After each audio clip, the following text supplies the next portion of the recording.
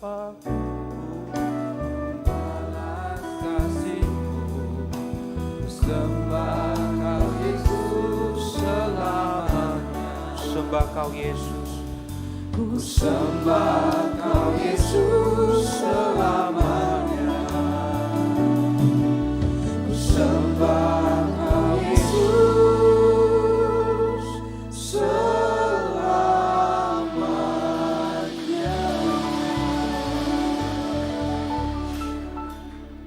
Yesus, sungguh Kau yang layak disembah. Terima kasih Tuhan Yesus. Terima kasih biar di dalam ibadah yang kedua ini, di dalam pemberitaan firman, kuasa Roh Kudus mengalir di tengah-tengah kami. Kami dilawat oleh kasih Tuhan. Kami dilawat Tuhan oleh keagungan dan kemuliaan Tuhan. Dan biarlah setiap hati dan telinga terbuka untuk merasakan itu ya Tuhan. Untuk merasakan Engkau hadir di tengah-tengah kami. Dan di dalam kehadiran-Mu Tuhan kami dibuat terkagum-kagum. Kami lihat keindahan Tuhan. Kami lihat dan dengar kedahsyatan panggilan Tuhan di dalam kehidupan kami. Oh Tuhan Yesus, terima kasih. Terima kasih. Dengan lapar dan haus kami mau katakan ya Tuhan, berfirmanlah, berfirmanlah. Kami siap untuk mendengarkan apa yang hendak Roh Kudus katakan di tengah-tengah kami. Di dalam nama Yesus. Yang siap diberkati firman Tuhan katakan amin. Mari kita berikan tepuk tangan buat Tuhan. Haleluya. Silakan duduk Bapak Ibu yang terkasih di dalam Tuhan. Shalom. Saya bersuka cita ada di dalam ibadah di GBI Intermark hari ini. Ini kali pertama saya melayani di tempat ini. Saya mau mengucapkan terima kasih kepada Bapak Gembala. Terima kasih Pak untuk kepercayaan melayani di mimbar ini. Saya sungguh merasakan ibadah hari ini adalah sebuah anugerah, sebuah gift, sebuah hadiah dari Tuhan. Mungkin kita pikir kita yang berencana pagi-pagi jam sekian kita mau datang ibadah. Tetapi sesungguhnya Tuhan yang berikan kepada kita hari ini ibadah sebagai anugerah. Yang sepakat mari kita berikan tepuk tangan kepada Dia sang sumber anugerah itu. Puji Tuhan. Nama saya Hendrik Timadius. Saya ini membantu Pak Niko sebagai ketua tim teologi GBI Gatot Subroto dan juga menggembalakan di daerah Citra Raya Cikupa. Ya. Juga ada di BPD GBI bersama dengan Pak Purba melayani sebagai ketua diklat dan teologi. Ya, itu perkenalan dari saya. Nah, yang terpenting adalah bukan siapa yang khotbah di mimbar ini, tapi yang terpenting adalah apa yang Tuhan mau sampaikan di tengah-tengah kita. Amin ya. Hari ini kita ingin sama-sama menyimak topik khotbah Rise Up Jeremiah. Bangkitlah Yeremia. Saudara, Yeremia itu adalah seorang anak muda, seorang nabi yang melayani di sebuah titik yang paling penting di dalam sejarah Israel. Kalau saudara punya kenalan orang Amerika, coba tanya sama mereka, menurut kamu orang Amerika ya, apa kejadian yang paling mengerikan yang pernah terjadi dalam hidupmu? Kalau orang itu usianya 100 tahun dia bilang perang dunia kedua paling ngeri gitu ya. Tapi untuk orang-orang milenial gitu ya, orang-orang yang lahir tahun 80-an, mereka akan bilang kejadian yang paling mengerikan dan mengubah sejarah Amerika adalah 9/11. Betul ya? 9/11, 11 September 2001. Nah, 9/11-nya Israel adalah masa di mana Yerusalem dihancurkan atas seizin Tuhan. Dan kemudian orang-orang Israel dibuang ke Babilonia. Mereka tidak punya lagi bait Allah. Mereka tidak punya lagi kota kudus. Dan bahkan mereka harus hidup di tengah-tengah bangsa yang tidak mengenal Tuhan, yaitu Babilonia. Dan di dalam masa-masa itu, seorang nabi muda namanya Yeremia melayani. Ya, Nah, saudara, jadi Yeremia ini bukan hanya sekedar bicara ini anak muda yang hebat, yang peka akan Tuhan. Tidak ya, kalau saya bilang ini anak muda, peka akan Tuhan, banyak yang usianya tidak muda, wah ini berarti khotbah hari ini bukan buat saya. Nah, tapi Yeremia ini adalah satu sosok pribadi, satu lambang pribadi, yaitu orang yang mengerti dan mendengar panggilan Tuhan. Karena itu Yeremia ditugaskan oleh Tuhan di dalam masa yang paling penting di dalam sejarah Israel. Karena Yeremia mendengarkan dan menerima panggilan Tuhan. Dan saya percaya yang terima panggilan Tuhan bukan hanya nabi, bukan hanya pengkhotbah, bukan hanya penginjil, bukan hanya pengajar. Yang terima panggilan Tuhan, yang ngerti bahwa dia dipanggil oleh Tuhan, seharusnya adalah orang-orang yang memahami bahwa dia telah ditebus, bahwa dia telah dibeli dengan darah yang sangat mahal, yaitu darah anak domba, darah Yesus, dari kehidupan lama yang tidak mengenal Allah, dari kehidupan yang sia-sia menjadi kehidupan yang bermakna dan melakukan kehendak Tuhan. Orang-orang yang sudah ditebus oleh darah Yesus, boleh lambaikan tangan. Berarti kita semua harusnya dipanggil oleh Tuhan. Mari kita berikan tepuk tangan buat Tuhan yang sudah melakukan perkara-perkara ajaib yang seperti itu. Saudara, kita akan melihat bagaimana Yeremia dipanggil oleh Tuhan. Dan lewat proses panggilan itu, kita percaya Tuhan akan memanggil kita seperti itu, gitu saudara ya. Panggilan bukanlah sebuah proses yang instan. Panggil, jadi langsung hebat, gitu ya. Tapi panggilan adalah sebuah proses gradual. Dimulai dari nggak ada apa-apa. Pada saat dipanggil belum ada apa-apa.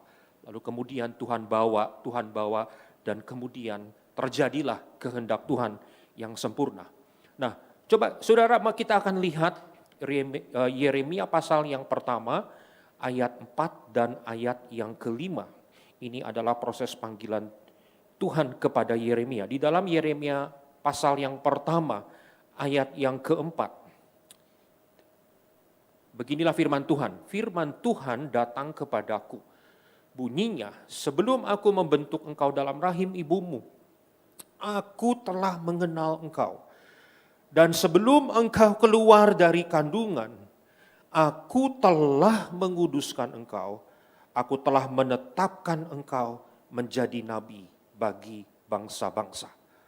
Saudaraku yang terkasih di dalam Tuhan Yesus, panggilan Tuhan dimulai dengan inisiatif dari Tuhan. Panggilan Tuhan bukan berbicara tentang kita harus ngapain gitu ya. Kita harus begini, kita harus begitu. Seolah-olah panggilan dimulai dari kita. No. Panggilan dimulai dari inisiatif Tuhan. Ayat yang keempat dari Yeremia 1 yang tadi kita baca katakan begini. Firman Tuhan datang kepadaku. Firman Tuhan datang kepada Yeremia. Tapi saya juga percaya firman datang bukan hanya kepada nabi. Firman Tuhan datang kepada orang-orang normal seperti kita. Setuju katakan amin, saudara. Firman Tuhan datang kepadaku. Artinya Tuhan yang ambil inisiatif. Tuhan yang mau dan Tuhan yang ambil langkah pertama untuk datang kepada saudara dan saya untuk memanggil kita semua. Saudaraku yang terkasih di dalam Tuhan, seringkali kita berpikir yang namanya agama itu adalah manusia kita ini lakukan sesuatu untuk apa? Untuk kita bisa menggapai Allah. Allah ada di langit, kita ada di bawah. Waduh, ini jaraknya jauh banget. Kita harus lakukan sesuatu. Bagaimana kita yang di bawah bisa menggapai Allah yang di atas? Itulah esensi agama.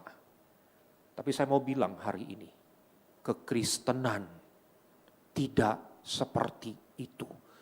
Kekristenan pada hakikatnya justru adalah sebaliknya. Bukan manusia yang ambil inisiatif untuk menggapai Allah, tetapi Allah yang dari sorga, Dia yang punya inisiatif. Dia yang punya kasih yang demikian besar, sehingga mengaruniakan anaknya yang tunggal kepada kita semua, sehingga kita yang percaya kepada anaknya yang tunggal itu tidak binasa, melainkan beroleh hidup yang kekal. Katakan amin, saudara.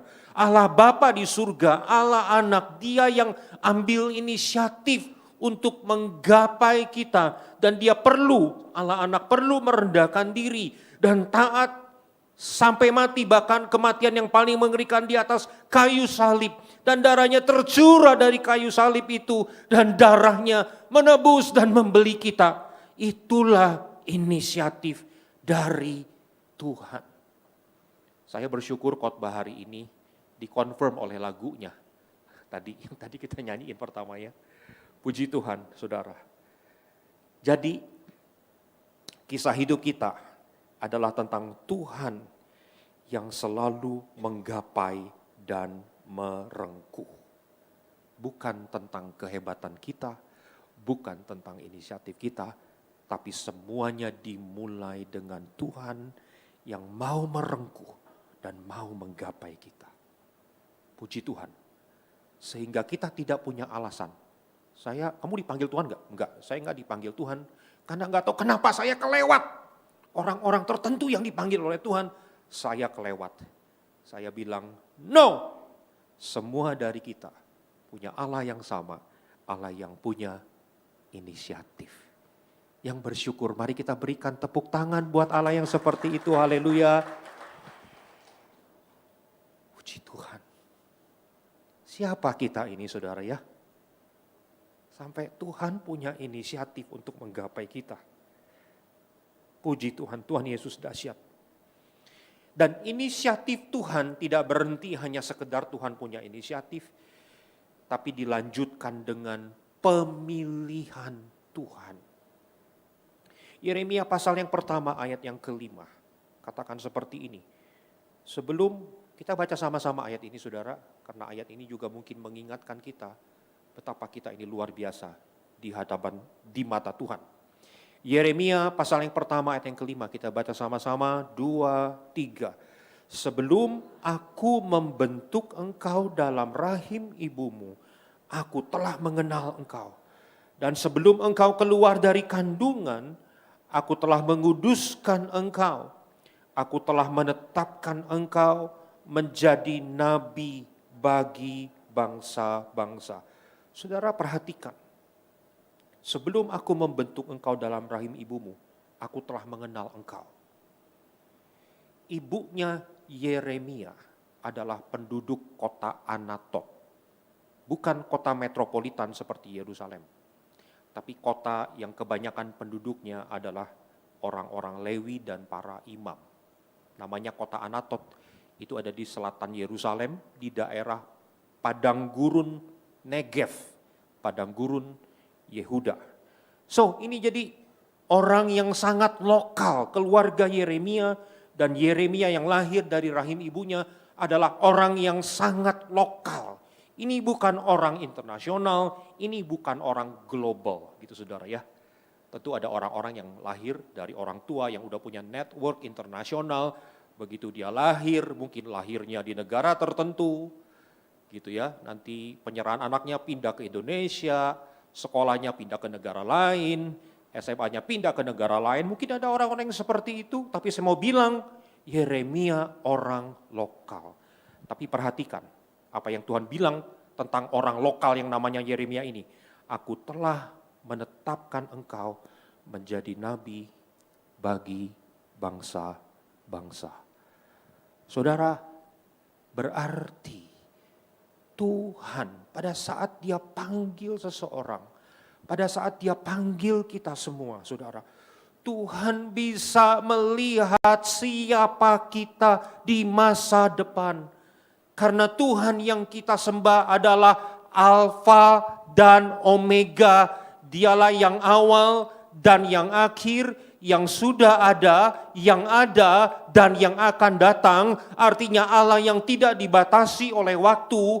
Kita dibatasi oleh waktu, kita hanya bisa ada di hari ini, jam ini, kita tidak bisa ada di masa lalu, kita tidak bisa ada di masa depan, tapi Tuhan tidak seperti itu. Tuhan itu sudah ada dan Dia akan ada. Itulah artinya Dia ada di masa depan, Dia ada saat ini, Dia ada di masa lalu. Dia tidak dibatasi oleh waktu karena Dia ada di masa lalu.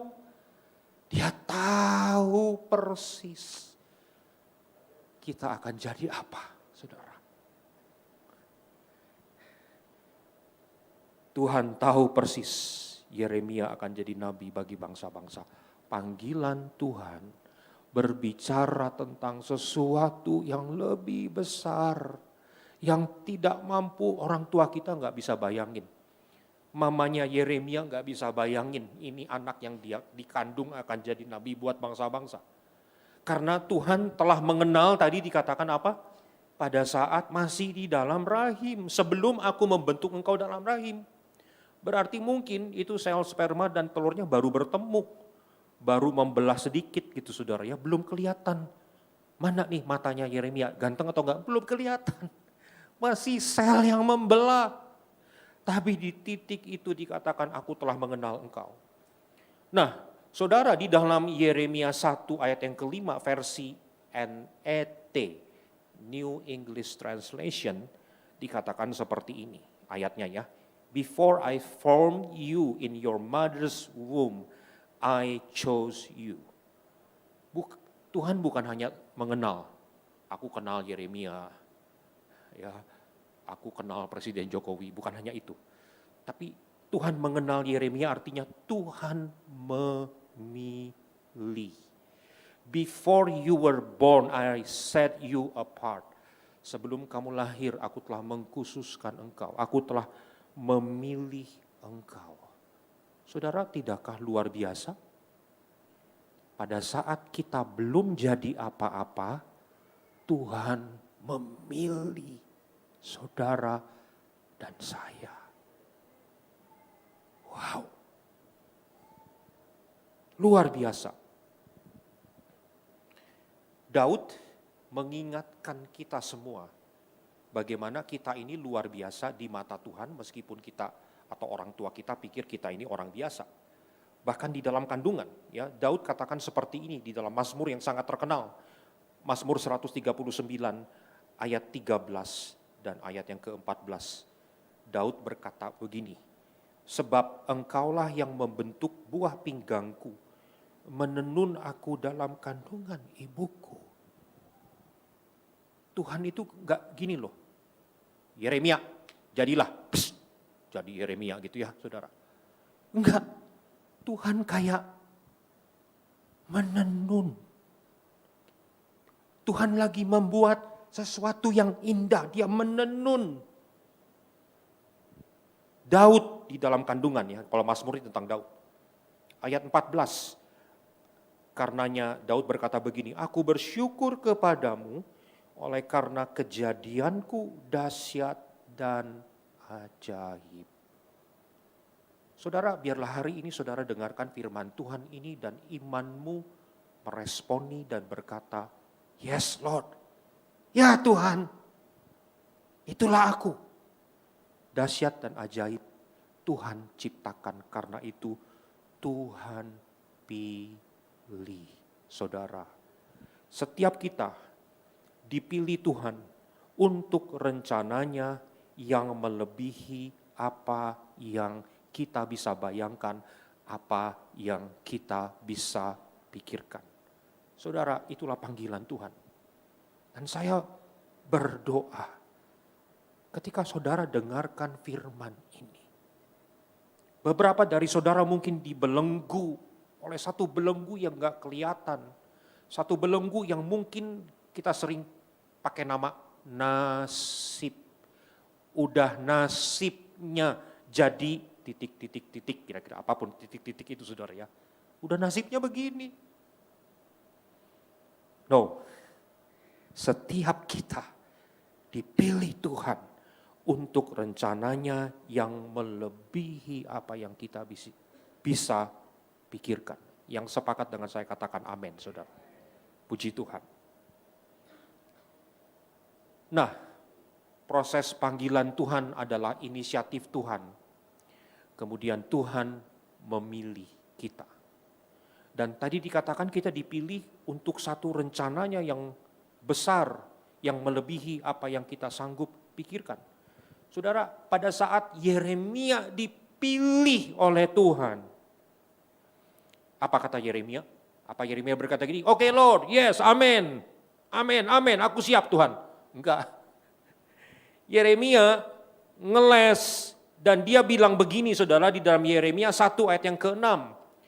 Aku menjawab, Tuhan Allah, sesungguhnya aku tidak pandai berbicara sebab aku ini masih muda. Saudara perhatikan baik-baik, ini namanya manusia yang masih punya daging. Tantangan terbesar seseorang dipanggil oleh Tuhan, tantangan yang pertama adalah orang itu pasti akan bilang, "No, itu bukan saya Tuhan." "Oh, nggak bisa Tuhan, nggak bisa. Tuhan nggak bisa panggil saya seperti itu karena saya," dikatakan tadi apa? "Saya nggak pintar berbicara. Saya masih muda." Dan ada berbagai daftar kelemahan-kelemahan yang mungkin kita pikirkan dan kita jadikan alasan kepada Tuhan. Tuhan, saya punya kelemahan ini, kelemahan ini, kelemahan itu, dan berarti panggilan Tuhan itu bukan untuk saya. Saudara, Tuhan tahu betul siapa kita, siapa Yeremia. Karena itu Tuhan akan bilang begini sama Yeremia, Tuhan akan bilang begini sama kita saudara ya. Yeremia 1 ayat 7 dan 8. Saudara pengen tahu gimana kalau kita ngeles di hadapan Tuhan? Tuhan berfirman kepadaku, kata Yeremia, "Janganlah katakan aku ini masih muda, tetapi kepada siapapun engkau kuutus, haruslah engkau pergi, dan apapun yang kuperintahkan kepadamu, haruslah kau sampaikan. Janganlah takut kepada mereka, sebab aku menyertai engkau untuk melepaskan engkau." Demikianlah firman Tuhan. Tuhan punya inisiatif, Tuhan pilih kita, dan Dia tahu kita dipanggil untuk sesuatu yang jauh lebih besar daripada yang sanggup kita bayangkan. Karena itu proses yang ketiga adalah Tuhan berikan kemampuan. Tuhan menyertai Yeremia. Tuhan menyertai kita. Tuhan memberikan kemampuan untuk kita semua. Dan saudara, kita bersyukur kita ini ada di gereja Pentakosta. Gereja Bethel Indonesia adalah gereja Pentakosta yang artinya gereja yang percaya dengan kepenuhan Roh Kudus. Dan kepenuhan Roh Kudus berbicara tentang orang-orang normal dipenuhi Roh Kudus, dimampukan Roh Kudus, diurapi Roh Kudus untuk melakukan apa yang dia tidak sanggup lakukan. Itulah orang-orang Pentakosta, saudara. Penuh Roh Kudus. Seringkali orang pikir penuh Roh Kudus itu artinya yang malas jadi rajin, yang loyo jadi semangat. Oke, betul, tentu kepenuhan Roh Kudus akan bikin orang jadi on fire gitu ya. Tapi lebih dari sekedar on fire. Kepenuhan Roh Kudus, pengurapan dari Roh Kudus itu berbicara tentang Roh Kudus memampukan, Roh Kudus memberdayakan orang-orang yang tidak mampu. Amin. Jadi saudara bersyukur kalau sering diurapi oleh Bapak Gembala. Amin saudara. Setiap kali saya diurapi oleh pemimpin saya, entah itu mungkin Pak Peter atau Pak Niko, ketika saya diurapi saya selalu tanya sama Tuhan, "Tuhan, urapan ini untuk apa?" Saya nggak mau terima urapan lalu saya tidak menghargai urapan itu. Ya udah, hari ini puji Tuhan saya lega, kepala saya sudah dioles minyak oleh pemimpin saya, selesai, saya pulang. Lega. Bukan hanya itu.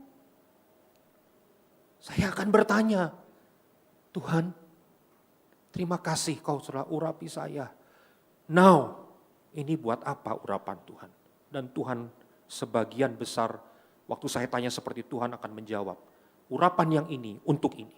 Urapan yang ini untuk ini. Kamu butuh urapan ini untuk itu." Gitu saudara. Saudara mau menghargai urapan Roh Kudus, kepenuhan Roh Kudus, amin? Puji Tuhan saudara. Nah, saudaraku yang terkasih di dalam Tuhan, jadi kemampuannya dari Tuhan. Berarti pemakaian Tuhan adalah kisah orang-orang biasa yang dipakai di dalam rencananya yang luar biasa. Orangnya biasa, rencananya luar biasa, itulah kemampuan dari Tuhan. Dan saudaraku yang terkasih di dalam Tuhan, kalau kita bicara tentang gereja ya, ini adalah gereja Tuhan. Dan saudara pengen lihat gimana cara Tuhan bekerja untuk gerejanya. Pengen lihat bagaimana Tuhan memakai gerejanya? Kisah Para Rasul pasal yang ke-11. Ayat yang ke-20. Kisah Para Rasul pasal 11 ayat yang ke-20. Saudara. Gereja Tuhan yang ada di Yerusalem mengalami aniaya. Mereka keluar dari kota Yerusalem karena mereka dianiaya. Gereja Yerusalem itu gereja yang hebat. Sampai hari ini semua gereja di seluruh dunia, kalau pengen lihat model gereja terbaik itu gereja Yerusalem. Penuh Roh Kudus, pengajaran rasul, memecahkan roti bersama, banyak mujizat. Tidak ada yang kekurangan. Saudara, benar gak? Ini gereja yang ideal. Tapi gereja yang ideal seperti itu pun Tuhan izinkan untuk ayo keluar dari Yerusalem, keluar. Dengan cara terjadinya persekusi. Akibat keluar dari Yerusalem, terjadilah ini Kisah Para Rasul pasal 11 ayat yang ke-20. Coba lihat lagi ayatnya. Akan tetapi di antara mereka ada beberapa orang Siprus dan orang Kirene.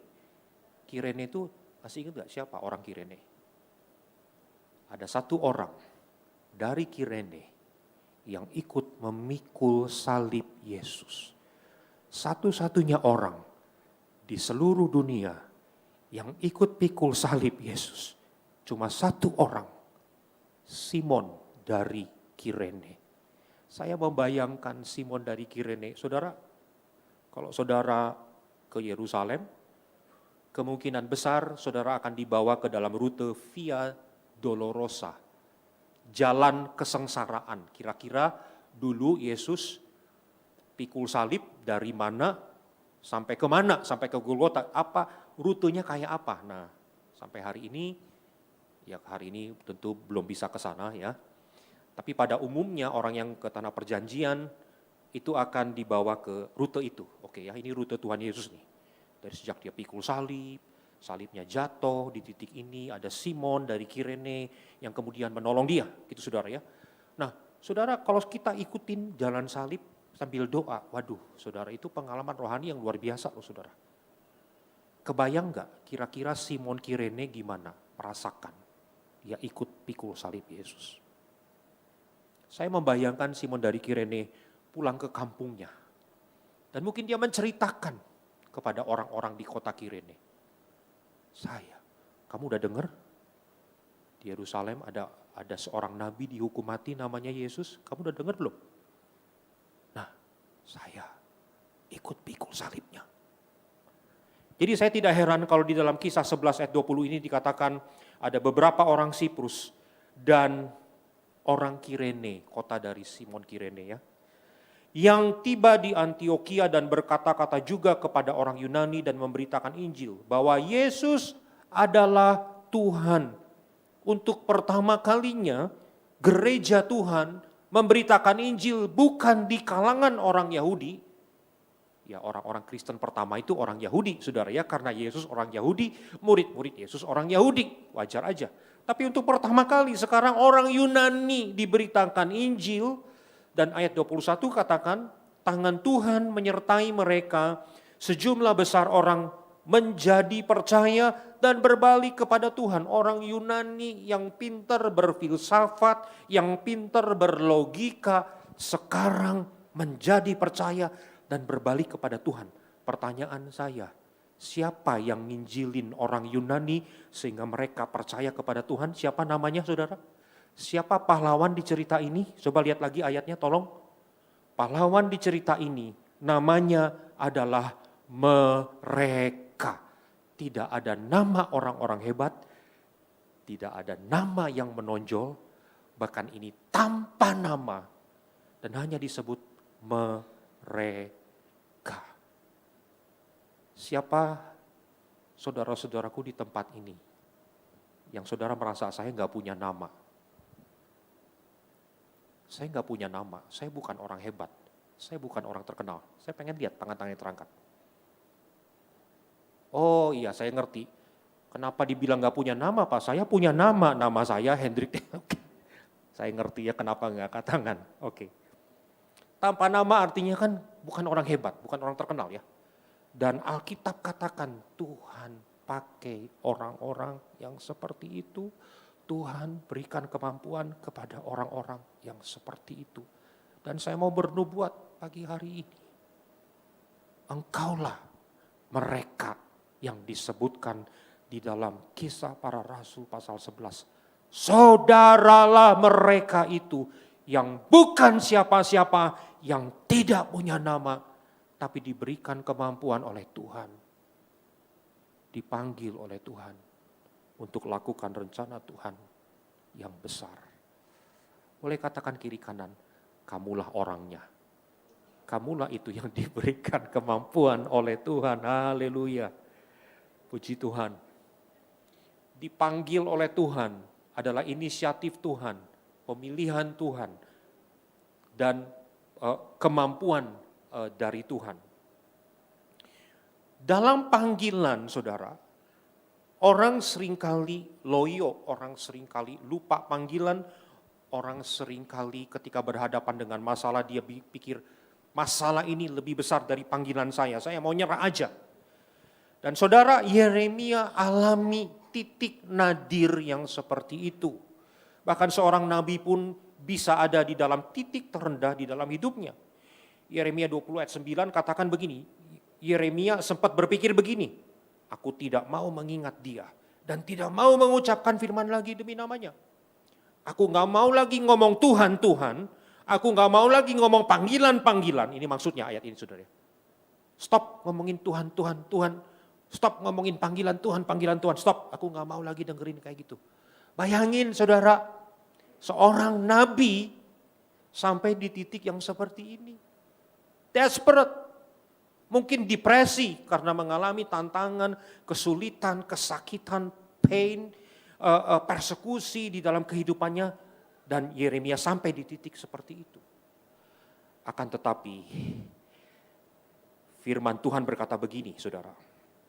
Ketika aku berpikir aku tidak mau mengingat dia dan tidak mau mengucapkan firman lagi demi namanya. Maka dalam hatiku ada sesuatu yang seperti api yang menyala-nyala terkurung dalam tulang-tulangku. Aku berlelah-lelah untuk menahannya tetapi aku tidak sanggup. Pada saat kita mau menyerah seperti Yeremia, Tuhan taruh api membara di dalam kita. Kita gak bisa tahan itu.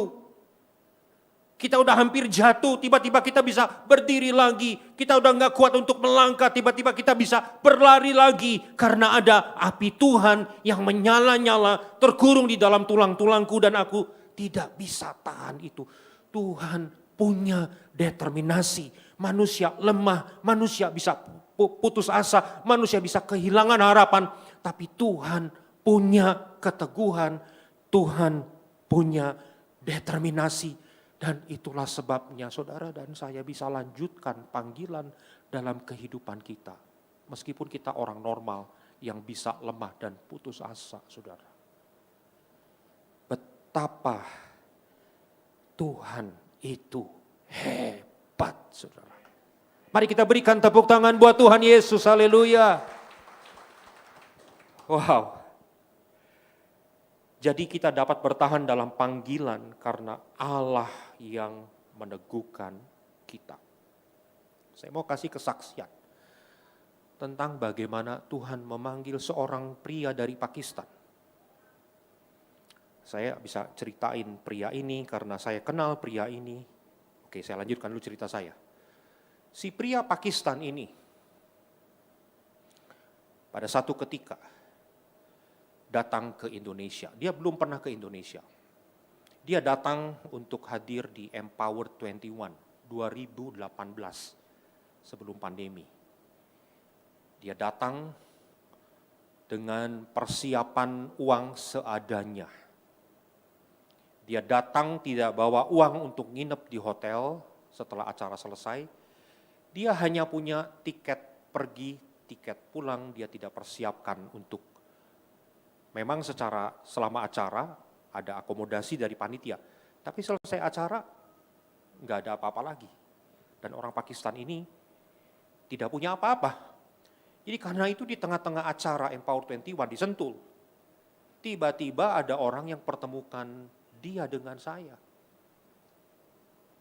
Dan dia mulai ceritakan, saya tiket pulang tanggal sekian, ini acara Empowered selesai hari ini ada berapa hari, saya nggak punya uang untuk hotel, makan, dan seterusnya. Saudara, terus terang, ketika saya dipertemukan dengan dia, orang Pakistan, saya dan dia datang dari kultur yang berbeda, datang dari ras yang berbeda, terus terang saya ada perasaan curiga, saudara. Itu ya, curiga. Tapi entah kenapa Roh Kudus hari itu taruh perkataan di mulut saya. Dan saya bilang begini sama dia, you come with me. Setelah saya ngomong you come with me, saya baru pikir, ini orang Pakistan tinggal di mana dia? Gitu kira-kira. Gereja kami nggak punya tempat tidur atau gimana gitu, saudara. Tinggal di pengerja kami kebanyakan yang bahasa Inggrisnya cuman you, me, love, selesai gitu, saudara ya. Alias Inggrisnya nggak lancar gitu, saudara. Gimana mau tinggal di mana ini orang Pakistan? Dia bisa ngomong Inggris. Saya umumkan di grup pengerja, kita diberikan kesempatan oleh Tuhan untuk melakukan hospitality kepada, kita nggak tahu dari mana orang ini, tapi Tuhan kirim dia ke Indonesia dan bukannya ke Indonesia, ke Tangerang, ke tempat saya. Tidak lama kemudian banyak yang nabur untuk hotel, nabur untuk, saya akan temenin Pak dia pulang ke airport, ya saya ini nabur buat hotel hari pertama, hotel hari kedua. Anak-anak muda nabur, cuma karena anak-anak muda biasanya uang jajannya terbatas, jadi dia nabur, kita nemenin dia makan siang, karena kita sanggup ngomong bahasa Inggris, kira-kira gitu saudara ya, anak muda. Wah, puji Tuhan. Hari Minggu, orang Pakistan ini kami undang ke gereja. Pada saat dia datang ke gereja, nah orang Pakistan bingung, ke Indonesia baru pertama kali, kok saya bisa ada di gereja di sebuah kota yang saya nyebutinya pun sulit, apa nih, Tangerang, apa nggak tahu ngomongnya gimana itu, Tangerang, Cikupe atau apa nggak tahu deh, tempat mana ini. Dia agak kagum dan bingung gitu saudara ya, dia bisa datang ke gereja kami. Tidak lama kemudian ada seorang anak sekolah minggu yang kasih konfirmasi. Anak sekolah minggu ini ngomong sama kakak sekolah minggu yang juga adalah mamanya. Mama, ingat gak? Aku ini doa untuk Pakistan. Jadi mamanya cerita ke kita, Pak Gembala. Tahu gak kenapa ada orang Pakistan bisa sampai ke tempat kita? Karena ini ada seorang anak yang berdoa untuk Pakistan. Saudara, saya mau kasih tahu, kalau anak kecil biasanya doanya untuk tempat-tempat yang dia kenal. Di mana ada Disneyland, Amerika Serikat, Hong Kong, gitu saudara ya. Tiba-tiba ada anak kecil yang nggak tahu doanya Pakistan, yang nggak ada apa-apa di sana gitu saudara. Jadi kita kasih tahu sama si pria Pakistan, you know, why are you here? Kamu tahu kenapa kamu ada di sini? Tuhan panggil kamu lewat doa seorang anak. Wah, dia bersyukur, bersukacita, saudara. Saya izinkan naik ke panggung untuk membagikan apa yang terjadi di Pakistan.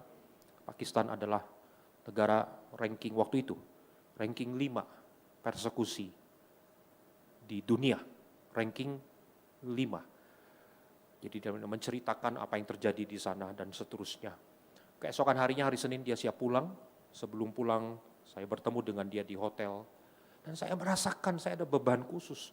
Ini orang, saudara, dipanggil Tuhan, orang Pakistan ya saudara, di Provinsi Punjab, di kota Faisalabad. Pernah dengar nggak? Nggak pernah dengar kan? Oke, nggak usah apa-apa, nggak ngerti. Kotanya nggak penting saudara, pokoknya nowhere deh gitu ya.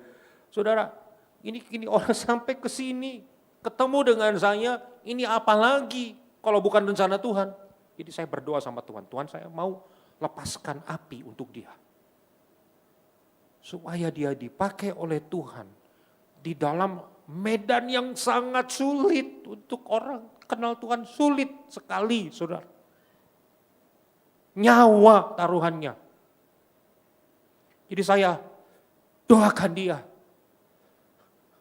Kita penuh Roh Kudus, saya bangun dia penuh Roh Kudus. Kita sama-sama bahasa roh, kita sama-sama nangis. Dia pulang. Beberapa bulan kemudian, ini singkat cerita saudara. Dia cerita sama saya, Pastor, sejak saya pulang dari Indonesia, sekarang saya lakukan pelayanan ke desa-desa di sekitar kota dia tinggal, Faisalabad itu namanya. Bukan Islamabad, Faisalabad. Dan dia mulai kirim foto waktu itu, lihat ini hari Paskah waktu ya. 36 jiwa dibaptis. Pakistan, saudara, 36 jiwa. Kita berikan kemuliaan buat Tuhan. Bukan dibaptis di kolam renang yang bersih, dibaptis di saluran sungai, itu ya. Yang kita nggak bisa lihat dasar sungai itu, saking keruhnya itu sungai. Dibaptis. Puji Tuhan. Kalau kita pikir kita dibaptis di situ, mungkin keluar gatal-gatal, kita perlu bersihin mata gitu. Saya nggak tahu apa yang terjadi di sana, tapi 36 jiwa diselamatkan. Sebagai akibat ada orang yang mendengarkan panggilan Tuhan. Saya undang tim pujian penyembah bersama dengan saya. Tuhan panggil kami, biarlah kami dalam ibadah hari ini tidak pulang dengan percuma, tapi pulang dengan sebuah panggilan. Terima kasih Tuhan. Ada panggilan Allah, ada panggilan Tuhan. Mari saya undang kita bangkit berdiri.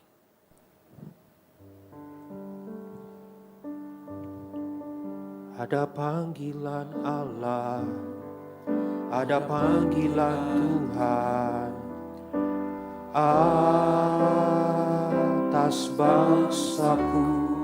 Kami dengar Tuhan, ada panggilan Allah, ada panggilan Tuhan untuk generasiku. Sebelum Yesus datang, kami dengar panggilan, ada panggilan-Mu atas hidupku. Ya Tuhan, kami dengar Tuhan, ada panggilan Allah, ada panggilan Tuhan atas bangsaku. Ada panggilan Allah, ada panggilan Tuhan untuk generasiku. Sebelum Yesus datang, ada panggilan-Mu atas hidupku. Dan kami jawab, ya Tuhan, ini aku Tuhan, utuslah aku sampai generasiku diselamatkan. Ini aku Tuhan, utuslah aku sampai generasiku diselamatkan. Tuhan, biarlah Engkau mendapati orang-orang yang hari ini hatinya rindu mendengar panggilan Tuhan. Biarlah Kau mendapati di tempat ini orang-orang yang hatinya terbakar untuk panggilan Tuhan. Orang-orang yang tidak puas, hidupnya hanya menggelinding tanpa tujuan dan tanpa arah. Biarlah Kau temukan orang-orang seperti itu di tempat ini. Ada berapa saudara yang rindu engkau terima panggilan, atau mungkin panggilannya diteguhkan, atau mungkin panggilannya diperjelas. Saudara boleh angkat tangan di hadapan Tuhan. Ya Tuhan, ya Tuhan, ya Tuhan, terima kasih ya Tuhan. Saudara, panggilan ini bukan bicara tentang hanya pelayanan rohani. Mungkin panggilan ini bicara tentang keluarga, tentang studi, tentang pekerjaan dan usahamu. Ini bukan hanya tentang pelayanan rohani. Sekali lagi, siapa yang saudara rindu dengar panggilan Tuhan? Angkat tangan. Tuhan, Kau lihat tangan-tangan yang terangkat ya Tuhan. Tuhan, lihat tangan-tangan yang terangkat. Biarlah saat ini Tuhan, kuasa Roh Kudus menjamah saudara-saudaraku yang angkat tangan. Tuhan, lawat, lawat, lawat, lawat dan taruh panggilan itu. Taruh panggilan itu, perkuat panggilan itu, teguhkan panggilan itu ya Tuhan. Mari kita responi dengan roh, saudaraku. Saudara mungkin gak tahu harus jawab apa, mari responi dengan roh. Responi dengan roh.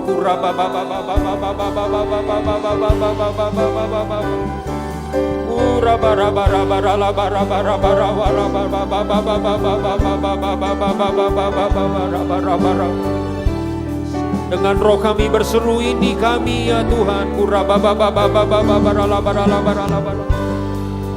Oh, ya Tuhan, ini aku ya Tuhan. Ini aku Tuhan, utuslah aku sampai generasiku diselamatkan. Ini aku Tuhan, utuslah aku sampai generasiku. Katakan, ini